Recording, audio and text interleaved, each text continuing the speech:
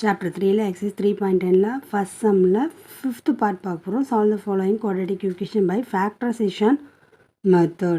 2x square minus x plus 1 by 8 equal to 0 given. Question எடுத்து அப்படியே givenல எழுதிட வேண்டியதுதான். 2x square minus x plus 1 by 8 equal to 0 to find. என்ன கண்டுபிடிக்க போறோம்? Value of x. x ஓட value கண்டுபிடிக்க போறோம். x square minus 8x plus 1 ஏன்னா LCM எடுக்கக்குள்ள 8 கீழே வந்துடும். ஸோ 8ல் எத்தனை டைம்ஸ் 1 இருக்குன்னா 8 டைம்ஸ் இருக்குது. 8 into 2 16x square minus again 8ல் எத்தனை டைம் 1 இருக்குன்னா 8 time 8 into 8 x 8x minus 8x plus 8ல் எத்தனை டைம்ஸ் 8 இருக்குன்னா 1 time. So 1 into 1 1 16x square minus 8x plus 1 equal to 0. Again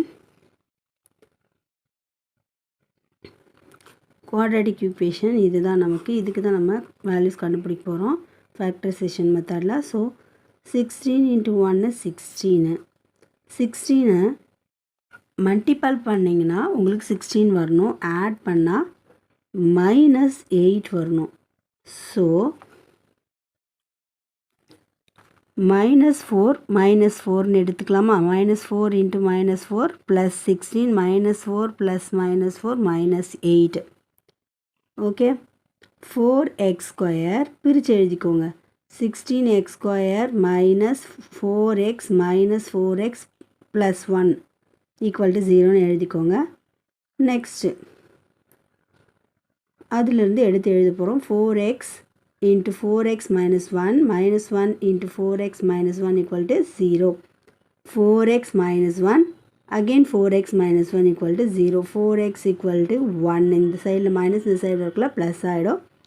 plus 1 x equal to 1/4 again இங்கேயும் x equal to 1/4 தான் கிடைக்கும். நமக்கு கிடைச்சிருக்க result என்னப்பா? the roots are 1/4 and 1/4.